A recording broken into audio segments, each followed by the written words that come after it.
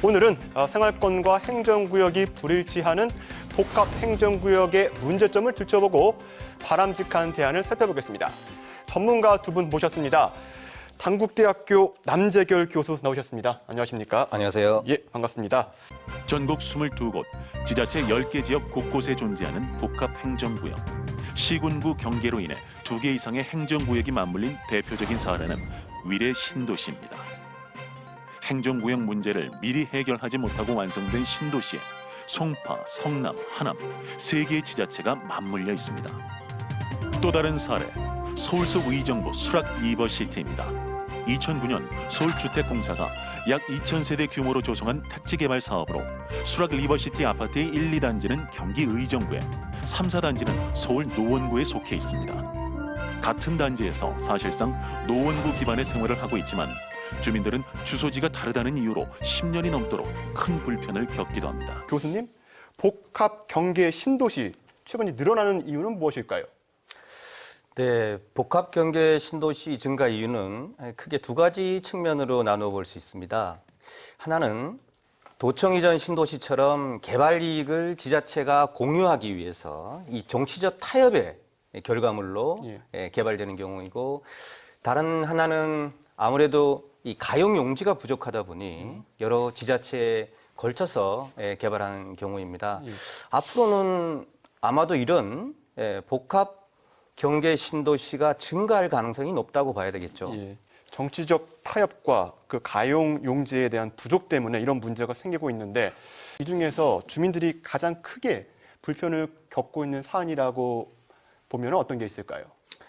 이게 지역마다 조금 다르긴 합니다만 실제 현장에 가서 인터뷰를 해보면 역시 학군이 가장 불편함을 느낍니다. 왜냐하면 학군은 학생들이 매일 등교하고 또 같은 친구들인데도 같은 아파트에 살면서도 다른 학교를 다니는 현상이 있거든요. 그게 제일 큰 불편이고, 두 번째는 교통입니다.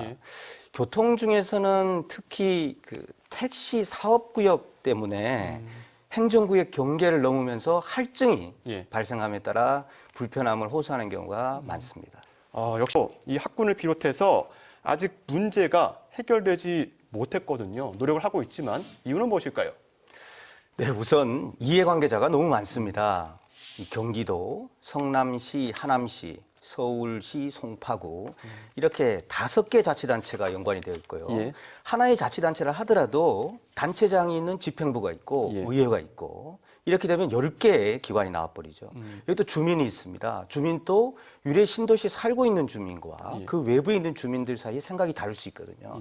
이런 부분을 조정하기가 굉장히 어렵습니다. 두 번째는 아시다시피 이 지역이 핫플레이스입니다. 네, 그래서 이 경제적 가치가 어느 자치단체에 속하느냐에 따라서 달라지겠죠. 그래서 여기에 계신 분 이해관계자분들이 굉장히 민감하게 반응을 합니다. 뭐 지금 현재는 5개 지자체가 위례 신도시 상생협력 행정협의회가 구성되어 있습니다만 사실 내막은 지지부진합니다. 수락 리버시티 같은 경우에 1, 2단지와 3, 4단지가 한 수천만 원 정도 차이가 난다고 해요. 경기도와 서울이니까. 그래서 또 세간에서는 이게 집값 상승 때문에 의도적으로 좀 1, 2단지로 편입하려는 그 목소리 아니냐 이런 지적이 있는데, 거기에 대해서 또 그 교수님께서는 어떻습니까? 생각이? 네. 이 특정 지역에 대한 얘기를 하고 있습니다만 뭐 좀 민감하기도 해서 저는 이제 특정 지역이라는 얘기를 아니라는 전제하에 행정구역이라는 보편적인 얘기로 말씀드리겠습니다. 사실 행정구역 조정이 필요한 이 현장에 가보면 아주 2가지 상반되는 현장들이 발견이 되는데요. 한 곳은 실제로 주민들이 불편을 느낍니다. 그리고 저 같은 행정학자가 갔을 때 좀 화가 난, 왜 이걸 조정하지 않았을까라는 데도 있지만, 반면에 주민 불편을 표면적으로는 호소하지만 사실은 경제적 가치나 선거구 조정을 원하기 때문에 표면적으로는 행정구역을 조정해달라라는 경우가 있습니다, 사실. 그래서 이 경계 조정이 지자체 간 합의가 가장 중요하겠죠. 합의가 가장 중요하지만 현재 대통령령으로 정하도록 되어 있습니다. 맞습니다. 이렇게 하는 것도 아마 이런 것을 확인하는 중앙정부의 절차를 두기 위한 거라고 볼 수 있겠죠. 네. 서울 종로구와 중구 경계선에 걸쳐 있는 광화문의 빌딩이 바로 그곳입니다. 1층부터 11층은 종로구고 12층부터 20층은 중구로 나뉘어져 있는데요. 이 빌딩 또한 문제 해결이 쉽지 않다고 하는데 그렇다면 쉽게 해결되지 않고 있는 이유 뭐라고 보십니까, 교수님? 네, 사실 서울시에서 말씀하신 이러한 자치구간 경계 조정이 필요한 곳이 말씀하신 곳 두 곳 지역 외에도 한 8곳 정도가 더 있습니다. 예. 대표적인 것이 보라매 타운 일원인데요. 자치단체에 왜 이런 문제가 해결되지 않았냐 이렇게 물어보면 자치단체에서는 재산세 때문이다 뭐 이렇게 얘기합니다. 근데 사실 자치구세는 재산세하고 등록면허세 두 가지 세 종류밖에 없습니다. 예. 그게 재산세는 서울시가 50% 공동과세를 하기 때문에 재산세의 50%만 자치구로 가져가는 거죠. 예. 그러니까 사실은 재산세가 큰 영향을 미치지 않는다고 볼 수 있습니다. 예. 그러면 왜 그러냐? 뭐 단정하기 어렵습니다만 지자체 자기구역 뺏기지 않기, 예, 자기 땅 챙기기 현상으로 볼 수 있습니다. 예. 의회에서는 어떤 생각을 하고 있는지 관련 의회의 회의록을 지난 20년치 회의록을 뒤져봤습니다. 근데 경계 조정에 대한 토의가 굉장히 많을 것 같지 않습니까? 예. 왜냐하면 주민들의 불편이 있으니까요. 근데 경계 조정에 대한 토의는 하나도 없었습니다. 왜 그럴까요? 왜 그럴까요? 궁색한 논리밖에 없기 때문에 경계 조정에 대한 키워드가 떴는데 그 다음에는 담당 과장이 별도의 서면 보고를 하겠습니다. 또 별도 보고를 하고 있습니다라고 다 빠져나갑니다. 예. 물론 그런 지역의 어떤 특정 지역에서 의회에서의 논의 회의록이 관계된 옆에 지역에서 다시 읽어보기 때문에 조심하기 위해서 그렇다 치지만 이 논리가 그렇게 명확하게 나타나지 않는다고 볼 수 있습니다. 예. 방법 역시 고려할 수 있을 것 같아요. 교수님 생각은 어떻습니까? 네, 우선 주민투표에 대해서 혹시 조금 더 정리를 하고 예, 한번 알겠습니다. 넘어가죠. 지방자치단체를 새로 만들거나 없애거나 합칠 때에는 반드시 주민투표를 거치거나 예. 또는 지방의회의 동의를 얻어야 됩니다. 예. 그런데 지금 경계조정 같은 경우는 예.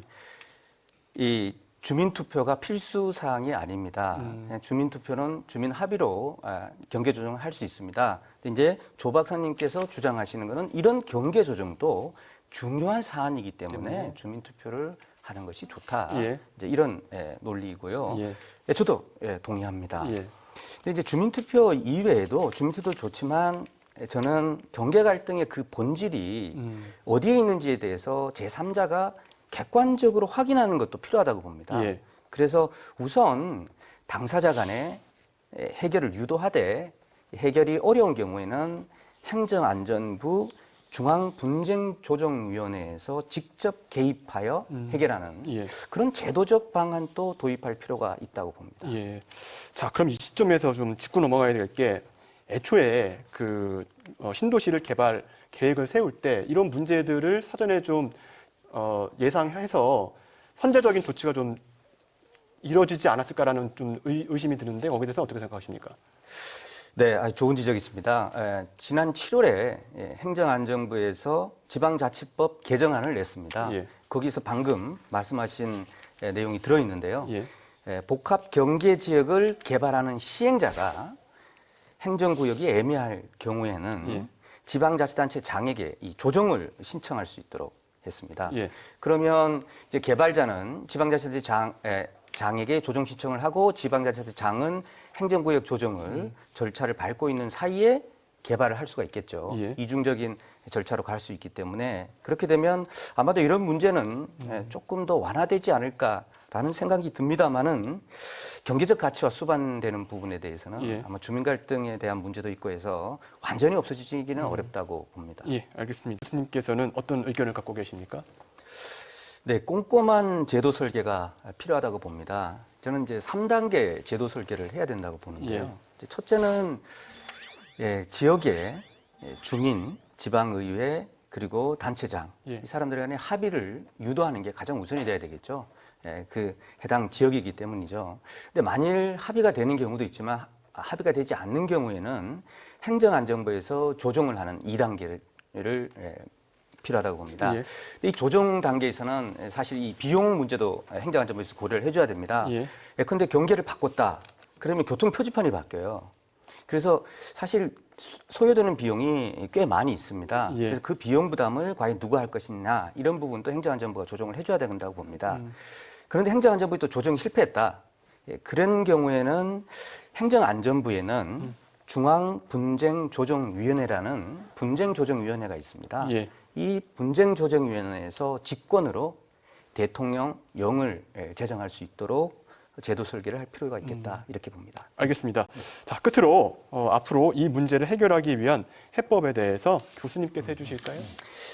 네, 해결 방법의 가장 중요한 건 중앙정부든 지방정부든 의지입니다. 그 정부와 공무원의 주민 편의에 대한 노력과 의지겠죠. 예. 예를 들면